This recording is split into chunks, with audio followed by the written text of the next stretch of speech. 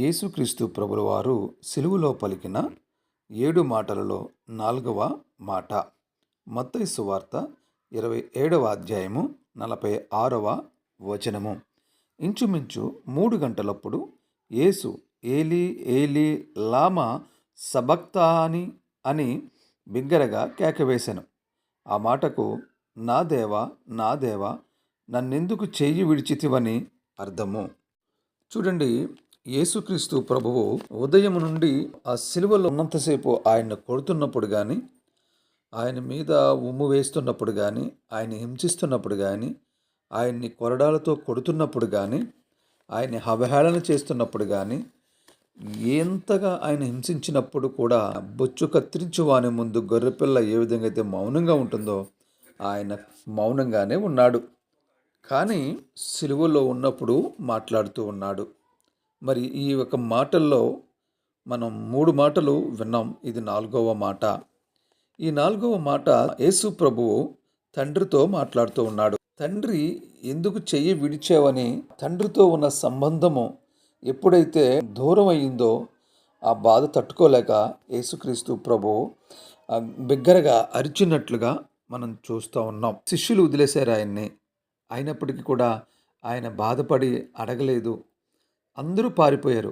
ఒక్కరు కూడా నీకోసం నేను ప్రాణం పెట్టేస్తానన్న పేతురు గారు కూడా అక్కడ లేడు. ఆ విషయం గురించి ఆయన బాధపడట్లేదు. ఆ విషయాన్ని అక్కడ ప్రస్తావించలేదు. శిష్యులందరూ పారిపోయిన విషయాన్ని కూడా అక్కడ ప్రస్తావించట్లేదు. కానీ ఎప్పుడైతే తండ్రి చెయ్యి విడిచిపెట్టేశాడో అది మాత్రం ఆయన తట్టుకోలేకపోయాడు.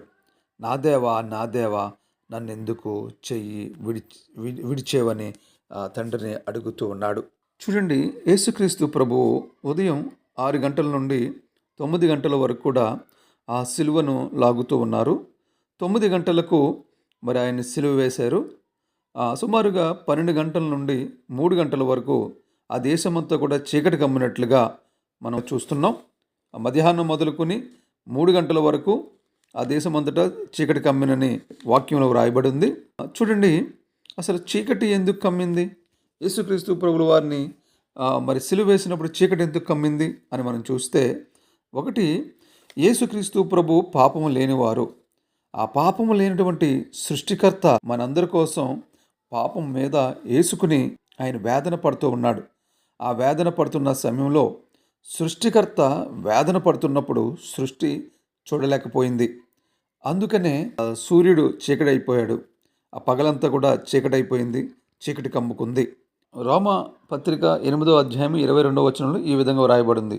సృష్టి యావత్తు ఇది వరకు ఏకగ్రీవముగా మూలుగుచు ప్రసవ వేదన పడుచున్నదని ఎరుగుదుము. చూడండి, ఈ మాటకి మరి సృష్టి మీద ఉన్నటువంటి ఈ పాపాన్ని బట్టి సృష్టి ప్రసవ వేదన పడుతుంది. అలాంటి సమయంలో యేసుక్రీస్తు ప్రభు ఈ పాపాన్ని వేసుకుని ఆయన వేదన పడుతున్నప్పుడు సృష్టి చూడలేకపోయింది.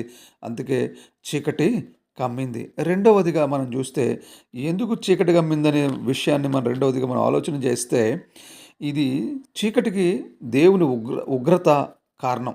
నిర్గమకాండం చూసినప్పుడు 10వ అధ్యాయము 21వ వచనము 22వ వచనాలు ఈ విధంగా వ్రాయబడి ఉంటుంది.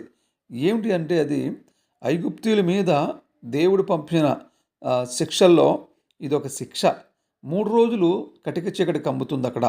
ఇశ్రాయేలులకు వెలుగుంటుంది కానీ ఐగుప్తులకి చీకటే ఉంటుంది. అలాగే ఆమోష గ్రంథంలో 8వ అధ్యాయము 9వ వచనంలో కూడా ఇశ్రాయేలు మీద చీకటి వస్తుందని చెప్పేసి అక్కడ రాయబడి ఉంటుంది. చూడండి, మరి దేవుని ఉగ్రత ఉండదా? మరి ఈ ప్రజలు చేసిన పాపం వల్లే కదా మరి ఆయన పాపిగా మారవలసి వచ్చింది. ఎందుకంటే యెషయా గ్రంథము 53:6లో కూడా వ్రాయబడింది, యెహోవా మనందరి దోషములు అతని మీద మోపెనును వ్రాయబడింది. అలాగే 2వ కొరింథీ 5:21లో కూడా వ్రాయబడింది, పాపమెరుగని ఆయనను మన కోసము పాపముగా చేసెను అని వ్రాయబడింది.